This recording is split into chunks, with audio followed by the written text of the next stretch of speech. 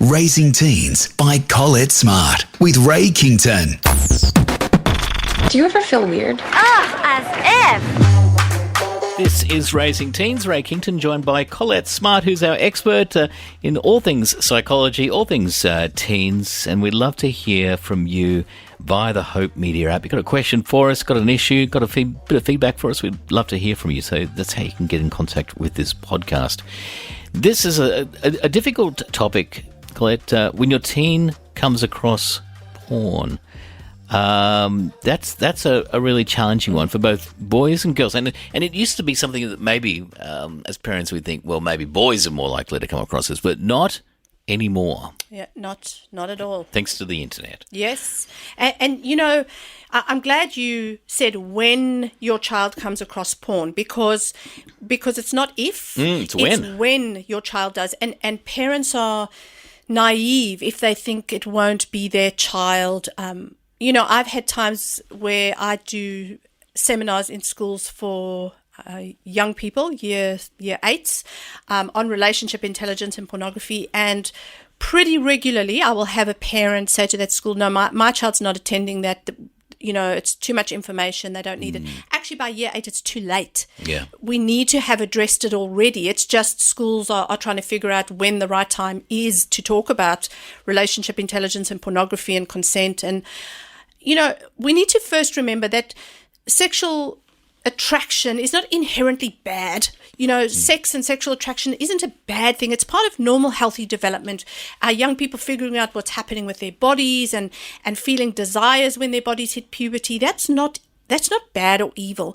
The problem is that the sexualized wallpaper of our society is really feeding these unhealthy beliefs and practices before many of our young people have even had their first kiss.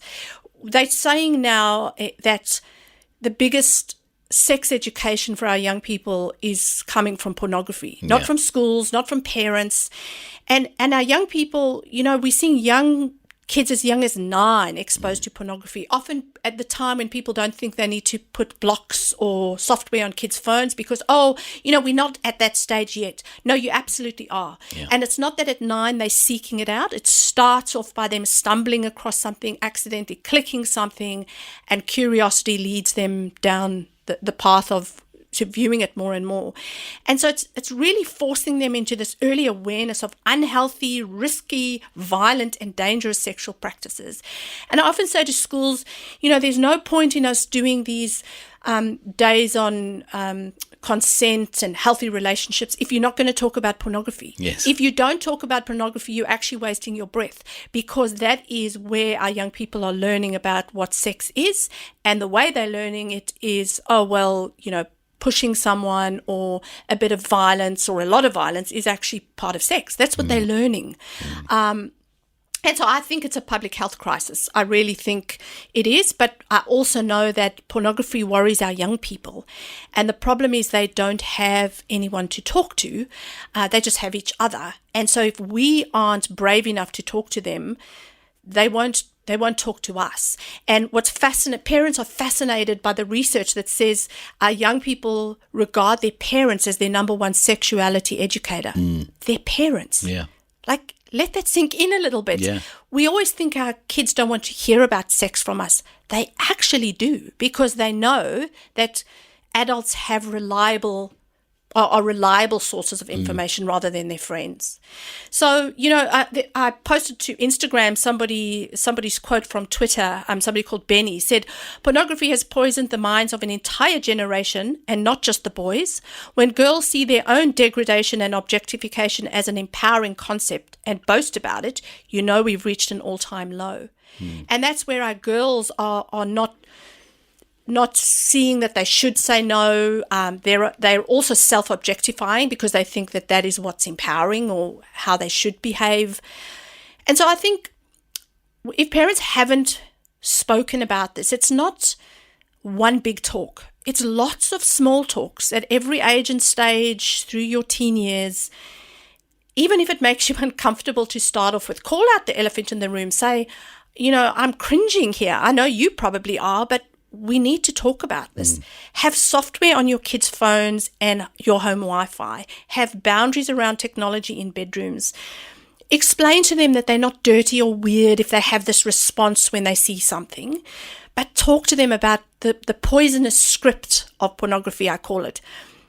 Talk about people being treated as objects, and how pornography, we know that there's so much evidence about how it leads to biological, psychological, and social ill effects of generations.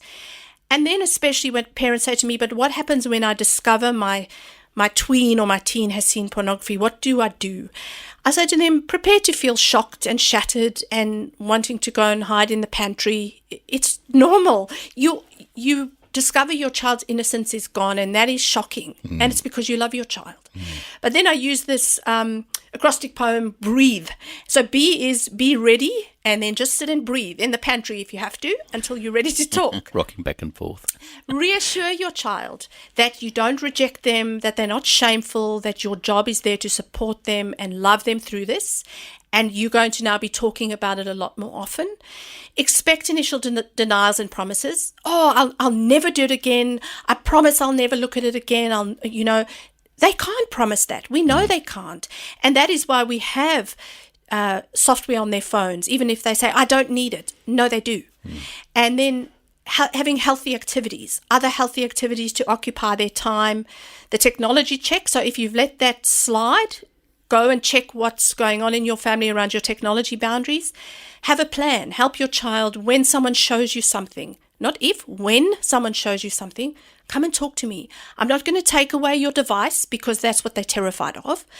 I want you to talk to me about what you see, what people tell you. I'm not going to be angry with you. We will talk through this together. And then if you feel like it's become problematic, that you're seeing addictive type tendencies, that is really when you need to enlist support. So reach out for professional help. It's okay to feel confronted and when the statistics have arrived in your home, and even if you've messed up and you've yelled the first time, let me just say, apologize and try again. We're in this for the long haul, and we are not going to give up the fight for our kids, and their future matters, and the way they become adults matters. And this is why, to me, this topic is so vital. Collett, great to talk to you. Share your experiences with us as well via the Hope Media app. We'd love to hear from you.